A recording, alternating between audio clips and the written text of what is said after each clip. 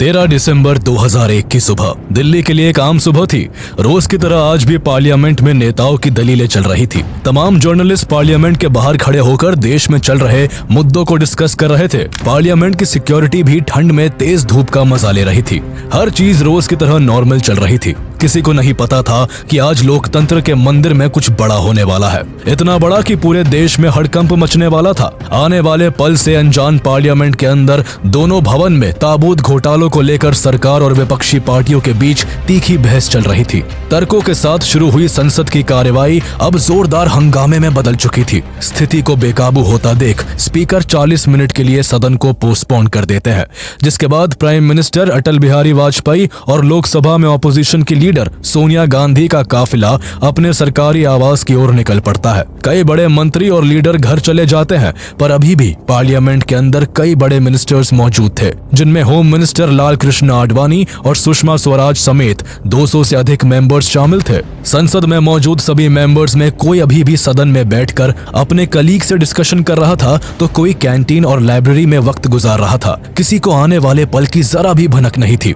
इन्हीं सबके बीच vice president Krishnakant जी भी संसद को छोड़कर अपने सरकारी आवास की ओर निकलने के लिए तैयार थे। उनके इंतजार में बिल्डिंग के गेट के बाहर कई गाड़ियां लाइन से खड़ी थी। संसद के गार्ड्स की नजर वाइस प्रेसिडेंट कृष्णकांत जी की ओर थी, जो गेट नंबर 11 की ओर तेजी से बढ़ रहे थे। कृष्णकांत जी को आता देख सभी गार्ड्स अपनी अपनी पोजीशंस ले लेते हैं, लेकिन तभी 11:40 पर एक सफेद रंग की एम्बेसडर कार तेजी से पार्लियामेंट के अंदर आती हुई दिखाई देती है। वैसे तो किसी आम गाड़ी या इंसान का बिना परमिट पार्लियामेंट के अंदर आना मना है। पार्लियामेंट तक आने के लिए कई जगह चेक पॉइंट्स बने हुए हैं, लेकिन चालाकी और छल की मदद से गाड़ी आसानी से पार्लियामेंट की दहलीज को लांघ गई। इजी एंट्री के लिए गाड़ी के ऊपर लाल रंग की बत्ती लगी थी। साथ ही गाड़ी के विंडशील्ड पर होम मिनिस्ट्री का स्टिकर लगाकर वीआईपी एंट्री ली गई थी।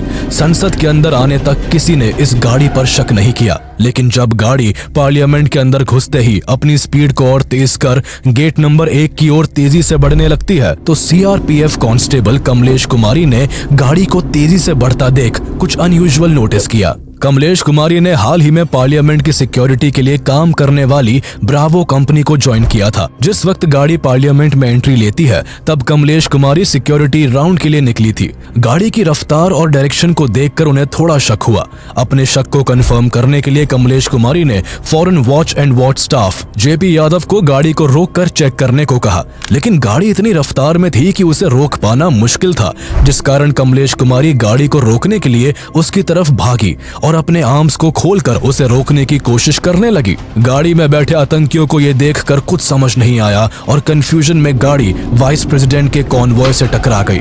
इस वक्त तक वाइस प्रेसिडेंट कृष्णकांत जी बाहर आते आते किसी काम की वजह से वापस पार्लियामेंट के अंदर चले गए थे। वाइस प्रेसिडेंट के कॉन्वॉय से टकराने के बाद गाड़ी पार्लियामेंट के ही एक गार्डन में जाकर रुक गई, जहाँ एक गार्डनर मौजूद था। खुद को बचाने के लिए वो वही पास में ही छुप गया, लेकिन गाड़ी में मौजूद आतंकियों ने उसे देख लिया था, जिस कारण वो जैसे ही गाड़ी से बाहर निकले, उन्होंने सबसे पहले कमलेश कुमारी और फिर गार्डनर देशराज को अपना निशाना बनाया। सभी टेररिस्ट के पास AK-47 राइफल्स, ग्रेनेड लॉन्चर्स और हैंडगन मौजूद थी। इनकी तैयारी से अनजान जेपी यादव भी उन्हें रोकने के लिए उनकी ओर बढ़े, लेकिन जेपी यादव भी खुद को बचाने में असमर्थ रहे और अपनी जान गंवा दी। हालांकि अपने साहस का परिचय देते हुए इन्होंने अपनी आखिरी सांस लेने से पहले पार्लियामेंट के इमरजेंसी अलार्म को बजाकर सभी को चेतावनी दे दी थी, जिस कारण पार्लियामेंट में मौजूद सभी सिक्योरिटी पर्सनल्स हरकत में आ गए। प्लान में शामिल हर आतंकी के पास एक बैकपैक मौजूद था, जिसमें ग्रेनेड्स के साथ कई तरह के हथियार मौजूद थे।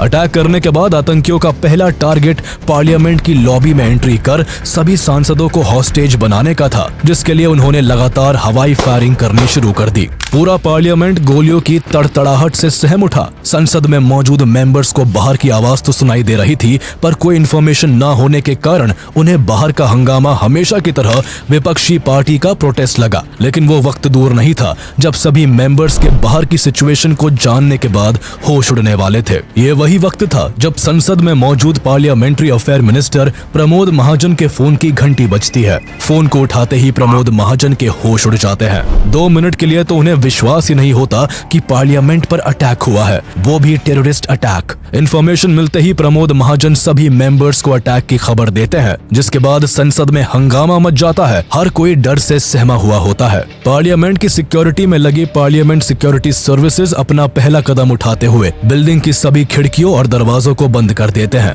कमलेश कुमारी और जेपी यादव को मारकर सभी टेररिस्ट 2 और 3 के ग्रुप में बंटकर तेजी के साथ गेट नंबर 5 की ओर बढ़ते हैं, जहां से प्राइम मिनिस्टर का आना जाना होता था। इस गेट के एक्सेस के साथ आतंकी सीधे पार्लियामेंट के अंदर आ सकते थे, लेकिन यहाँ मौजूद सिक्योरिटी को जेपी यादव के कारण पहले ही इंफॉर्मेशन मिल चुकी थी और उन्होंने यहाँ के दरवाजे को बंद कर दिया था, जिस कारण आतंकी बौखला गए और लगातार फायरिंग करते हुए दूसरे गेट की ओर बढ़ने लगे। लेकिन यहाँ इन आतंकियों पर पहले से ही घात लगाए बैठे सीआरपीएफ कांस्टेबल संतोष कुमार ने एक एक करके सभी को छलनी कर दिया। कांस्टेबल कुमार ने पहले 2 आतंकियों पर निशाना साधा और फिर तीसरे को टारगेट किया, लेकिन अपने बचाव में तीसरे आतंकी ने लगातार कांस्टेबल कुमार पर अपनी AK-47 से वार करने की कोशिश की, पर एग्जैक्ट लोकेशन पता न होने के कारण इसका कोई फायदा नहीं हुआ, जिसके बाद कांस्टेबल कुमार की तीसरी गोली से आखिरी आतंकी भी मारा जाता है। इस वक्त तक 3 आतंकी खत्म किए जा चुके थे, पर अभी भी 2 टेररिस्ट जिंदा थे और दोनों लगातार फायरिंग करते हुए अलग अलग गेट्स की ओर बढ़ रहे थे।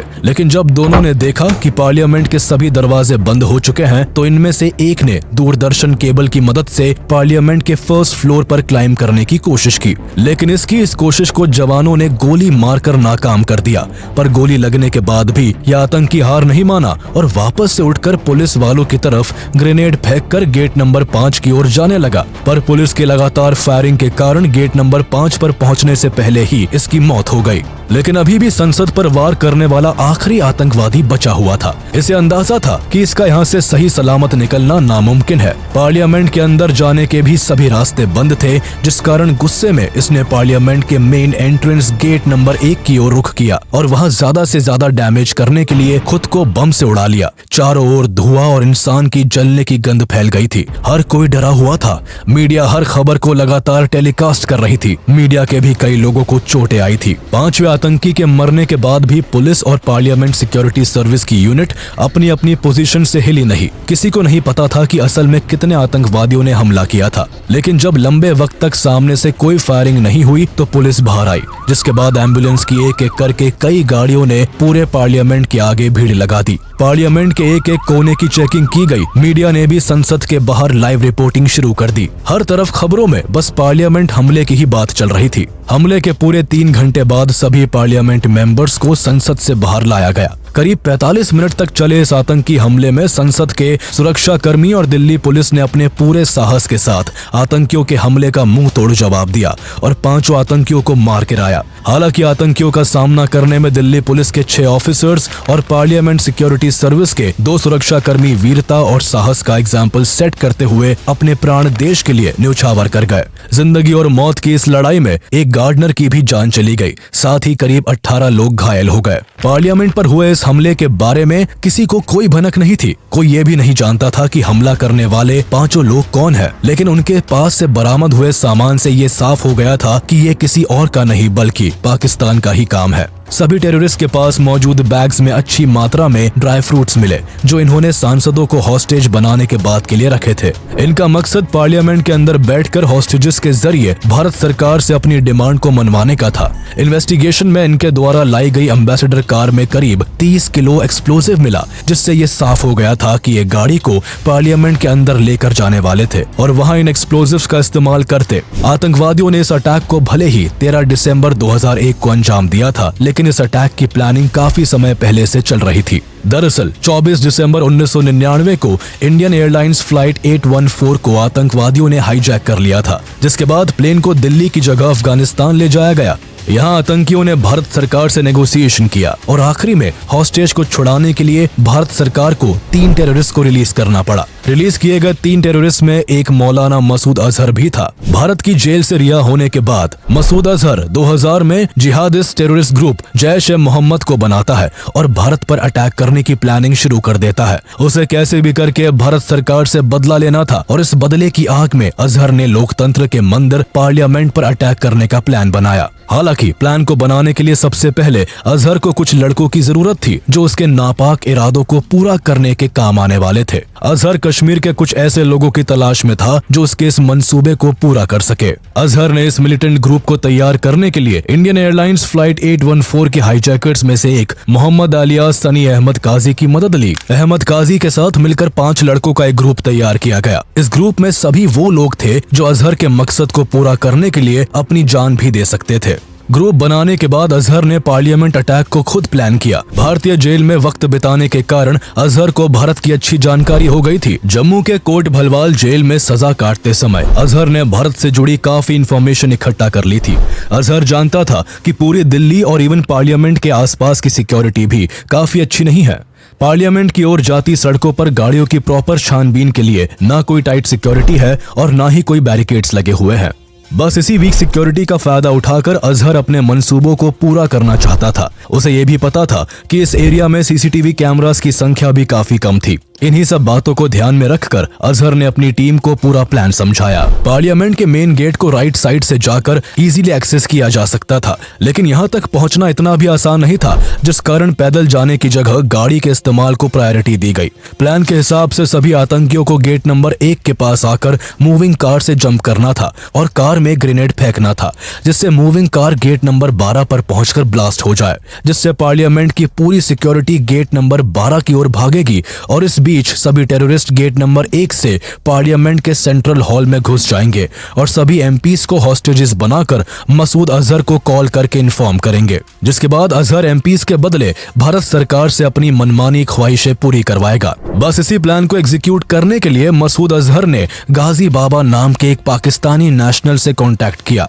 जो पहलगाम कश्मीर में अंडरकवर होकर रह रहा था। गाजी बाबा का काम 5 लोगों के फिदायीन स्क्वाड को कुछ दिन अपने पास रखकर शेल्टर देने का था। साथ ही उसे सभी आतंकियों को दिल्ली तक पहुंचाने का काम भी पूरा करना था, लेकिन अंडरकवर रहने के कारण गाजी बाबा खुद इन आतंकियों को दिल्ली तक नहीं पहुंचा सकता था, इसलिए उसने अफजल गुरु से मदद ली। Afzal Guru Jammu and Kashmir liberation front JKLF का एक फॉर्मर मिलिटेंट था। एक समय पर अफजल गुरु भी आतंकवाद का हिस्सा था, लेकिन टेररिज्म को छोड़ने के बाद अफजल मेडिकल इक्विपमेंट्स की सेलिंग में एक कमीशन एजेंट के तौर पर काम करने लगा। गाजी बाबा जानता था कि अफजल गुरु आराम से फिदायीन स्क्वाड को दिल्ली तक पहुंचा सकता है। शुरुआत में अफजल ने गाजी के काम को करने से मना कर दिया, लेकिन पैसे ज्यादा ऑफर करने पर अफजल का मन फिसल गया और वो इस टास्क को कंप्लीट करने के लिए राजी हो गया। इसके बाद अफजल ने सबसे पहले 5 मेंबर फिदायीन स्क्वाड को 2 ग्रुप में बांटकर दिल्ली के अलग अलग लोकेशंस पर छिपकर रहने के लिए जगह दे दी। उसके बाद दिल्ली के ही एक लोकल कंप्यूटर ट्रेनिंग सेंटर से सभी के लिए फेक आइडेंटिटी कार्ड्स बनवाए गए। अब प्लान को एग्जीक्यूट करने के लिए इन्हें एक गाड़ी की जरूरत थी, जिस कारण सभी ने करोल बाग जाकर वहां से एक व्हाइट एम्बेसडर कार को खरीद लिया। साथ ही कश्मीरी गेट से एक रेड बीकन भी खरीदी, जिसके इस्तेमाल से अटैक वाले दिन सभी चेक पॉइंट्स को इजीली पार किया जा सकता था। अटैक से पहले कई दिनों तक सभी ने प्लानिंग की और अटैक से 1 हफ्ता पहले सभी दिल्ली के होलसेल स्पाइस मार्केट खारी बाउली को विजिट करते हैं। अफजल ने यहाँ से काफी मात्रा में ड्राई फ्रूट्स खरीदे, जिनका इस्तेमाल हॉस्टेज की सिचुएशन में किया जाना था। ड्राई फ्रूट भी था, खाने वगैरह थे। इसके बाद सभी ने ब्लैक मार्केट से कई केमिकल्स भी परचेज किए, जिसके इस्तेमाल से एक्सप्लोजिव्स बनाए जा सकते थे। पूरी प्रिपरेशन खत्म होने के बाद सभी अपना आखिरी मील लेने के लिए ओल्ड दिल्ली के एक फेमस रेस्टोरेंट को विजिट करते हैं, जहां सभी पेट भरकर मटन और कबाब खाते हैं। ये मील इनकी लाइफ का आखिरी मील भी हो सकता था, जिस कारण अफजल सभी को जितना मन करे उतना खाने को कहता है। बस इसी दिन के बाद सभी अपनी मौत को दावत देने के लिए 13 दिसंबर को फुल प्रिपरेशन के साथ पार्लियामेंट पर अटैक करने के लिए निकल जाते हैं। पर अफसोस, संसद को तबाह करने का इनका मकसद केवल मकसद ही बनकर रह जाता है। अटैक के बाद जहां एक तरफ पुलिस की इन्वेस्टिगेशन चल रही थी, लोग अरेस्ट हो रहे थे, तो वहीं दूसरी ओर भारत सरकार भी ईंट का जवाब पत्थर से देने के लिए तैयार हो रही थी। अपने देश पर ऐसा हमला होता देख भारत आखिर कैसे चुप बैठ सकता था। अटैक के कुछ समय बाद ही अटल बिहारी वाजपेयी लाइव आकर इस बात की अनाउंसमेंट करते हैं कि भारत के लिए आतंकवाद एक बड़ी चुनौती है और अगर दुश्मन हम पर वार करता है तो हम भी जवाब देने के लिए तैयार है। संसद भवन के बाहर आतंकवादियों की पड़ी हुई लाशें, उनका पाकिस्तानी होने का सत्य, हमने पहले भी कहा था और फिर दोहरा रहे हैं कि आतंकवाद का खात्मा हम अपने बल पर करेंगे। पीएम की इस शॉर्ट स्पीच के साथ ही होम मिनिस्टर एल.के. आडवाणी ने भी साफ शब्दों में कहा था कि भारतीय संसद को चोट पहुंचाने का काम पाकिस्तानी टेररिस्ट ऑर्गेनाइजेशन लश्कर-ए-तैयबा और जैश-ए-मोहम्मद ने एक साथ मिलकर किया है और ये ऑपरेशन पाकिस्तान की ISI के गाइडेंस में किया गया है। अटैक करने वाले 5 टेररिस्ट पाकिस्तान के रहने वाले हैं। भारत इस अटैक को हल्के में नहीं लेगा और दुश्मन को मुंह तोड़ जवाब दिया जाएगा। इसके बाद जल्द ही इंडियन आर्मी को पाकिस्तान की सीमा की ओर मोबिलाइज किया जाने लगा और अटैक के 2 दिनों के बाद ही भारत ने 15 दिसंबर 2001 को ऑपरेशन पराक्रम लॉन्च कर दिया। भारतीय सेना ने ballistic missile, tank, motor, artillery और 5 लाख से अधिक सैनिकों को पाकिस्तानी सीमा पर तैनात कर दिया। पूरी दुनिया में न्यूज फ्लैश होने लगी कि भारत पाकिस्तान पर अटैक करने वाला है। सभी देशों की भारत के एक-एक कदम पर नजर थी। हर कोई भारत के अगले एक्शन का वेट कर रहा था। इस ऑपरेशन को लॉन्च करने के लिए भारत इतना सीरियस था कि 10 महीनों के लिए सभी आर्मी अफसरों और सैनिकों की छुट्टियों को रद्द कर दिया गया। भारत तैयार था। हालात नाजुक बने हुए थे। किसी भी वक्त भारतीय सेना LOC क्रॉस कर पाकिस्तान पर हमला कर सकती थी, लेकिन तभी कुछ ऐसा होता है जिसने पूरे ऑपरेशन की दिशा ही बदल जाती है। दरअसल इस बीच पाकिस्तानी प्रेसिडेंट जनरल परवेज मुशर्रफ का एक बयान सामने आता है जिसमें कहा जाता है कि पाकिस्तान अपनी ओर से आतंकी गतिविधियों को बढ़ावा नहीं देगा। परवेज मुशर्रफ के स्टेटमेंट के साथ ही पाकिस्तान में 6 टेररिस्ट ऑर्गेनाइजेशंस को बैन कर दिया जाता है। दरअसल परवेज मुशर्रफ ने इस तरह का बयान सिर्फ इसलिए दिया था जिससे इंटरनेशनली भारत पर प्रेशर पड़े और वो वॉर को रोक दे। मुशर्रफ के बयान से ऐसा लगा जैसे वो भारत से वॉर नहीं बल्कि दोस्ती चाहता है, लेकिन आने वाले सालों में ये बात भी गलत साबित हुई। मुशर्रफ के स्टेटमेंट के बाद भारत पर वॉर को रोकने का प्रेशर बना हुआ था, जिस कारण वॉर की पूरी तैयारी होने के बाद भी पाकिस्तान की सोची समझी चाल के कारण भारत को वॉर रोकना पड़ा। जिसके बाद अटल बिहारी वाजपेयी ने एक स्टेटमेंट रिलीज करते हुए वॉर पर क्लैरिटी देते हुए कहा कि भारत पाकिस्तान पर कोई अटैक नहीं करेगा। पीएम के स्टेटमेंट के साथ ही सेना को अपना कदम रोकना पड़ा और फाइनली अक्टूबर 2002 में भारत की ओर से ऑपरेशन पराक्रम की समाप्ति की घोषणा की गई। इस ऑपरेशन के जरिए पाकिस्तान को इतना तो समझ में आ गया कि भारत आतंकवाद को ना शरण देता है और ना सहता है, फिर चाहे उसके लिए जंग ही क्यों ना करनी पड़े। भारत ने पाकिस्तान पर अटैक तो नहीं किया, लेकिन भारत के लिए पार्लियामेंट अटैक में जिम्मेवार हर एक मुजरिम को सजा देना जरूरी था। भारत के पार्लियामेंट पर अटैक की खबर पूरी दुनिया में आग की तरह फैल चुकी थी। हमला बड़ा था, इसलिए इन्वेस्टिगेशन भी बड़े लेवल पर शुरू की गई। दिल्ली पुलिस इस घटना की डिटेल इन्वेस्टिगेशन शुरू करती है। सबसे पहले पार्लियामेंट के हर एक एरिया को एग्जामिन किया जाता है। उसके बाद अटैक के लिए इस्तेमाल की गई कार के बारे में पता लगाया जाता है। कार के साथ प्रूफ के तौर पर पुलिस के पास आतंकियों के फोन भी मौजूद होते हैं, जिनमें पड़े सिम पुलिस के लिए बेहद मददगार साबित होते हैं। सिम और गाड़ी की बदौलत जल्द ही जैश-ए-मोहम्मद के 4 आतंकवादियों को पोटा कानून के तहत गिरफ्तार कर लिया जाता है। इन 4 लोगों में अफजल गुरु, उसका चचेरा भाई शौकत हुसैन गुरु, शौकत की पत्नी अफजान गुरु और DU के प्रोफेसर SAR गिलानी शामिल होते हैं।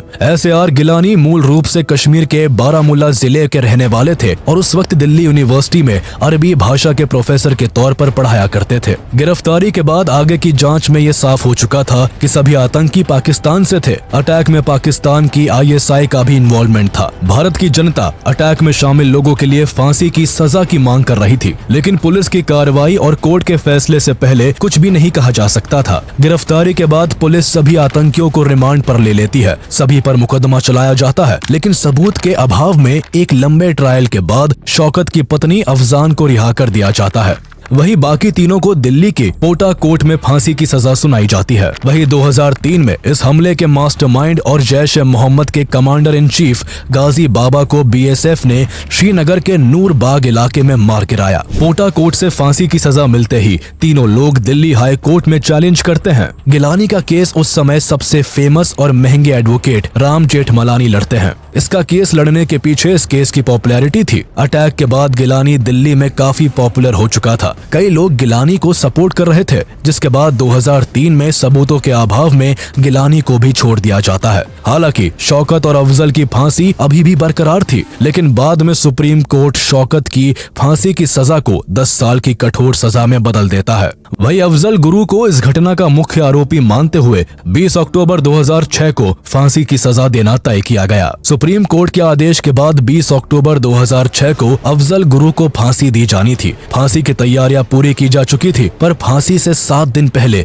इस घटना में एक रोचक मोड़ आता है। अफजल की फैमिली दिल्ली आकर प्रेसिडेंट एपीजे अब्दुल कलाम से मिलती है। इस मुलाकात से काफी चिंगारियां उठती है। मीडिया हर एक छोटी चीज को कवर करती है। शहीदों के परिवार इस मुलाकात से सख्त नाराज थे, जिस कारण स्थिति हाथ से निकल रही थी। लोग इस कदर भड़क उठे थे कि हमले में शहीद हुई कमलेश देवी के परिवार वाले अशोक चक्र लौटाए जाने की बात भी सामने रखते हैं। अफजल के परिवार वाले प्रेसिडेंट से मर्सी पिटीशन की गुहार लगाते हैं। इन सभी चीजों के चलते कलाम कोई कदम नहीं उठाते और अफजल के परिवार वालों की मुलाकात खराब जाती है। इसके बाद कई सालों तक अफजल की फांसी को लेकर मामला लटका रहता है, लेकिन 2013 में फांसी से केवल कुछ दिन पहले 3 फरवरी को प्रेसिडेंट प्रणब मुखर्जी अफजल की मर्सी पिटीशन को रिजेक्ट कर देते हैं, जिसके बाद फाइनली 9 फरवरी 2013 को सुबह 8 बजे अफजल गुरु को फांसी दे दी जाती है। अफजल की मौत के साथ ही पार्लियामेंट अटैक के सभी दोषियों को सजा दी जा चुकी थी। हालांकि इतनी सुरक्षा होने के बाद भी 5 आतंकवादियों का पार्लियामेंट पर अटैक करना एक बड़ा इंटेलिजेंस फेलियर था। इस हमले के बाद भारत को अपनी सुरक्षा को पुख्ता करने के लिए मजबूर होना पड़ा। पार्लियामेंट की सुरक्षा को और सख्त किया गया। अब पार्लियामेंट में अंदर जाने के लिए हर व्यक्ति को पहले से अधिक जांच से गुजरना पड़ता है। इस हमले के लिए दिल्ली के अंदर ही बैठकर कई लोग महीनों से प्लानिंग कर रहे थे, लेकिन इंडियन इंटेलिजेंस एजेंसी इस हमले को भांप नहीं सकी। ये बेहद अफसोसजनक था।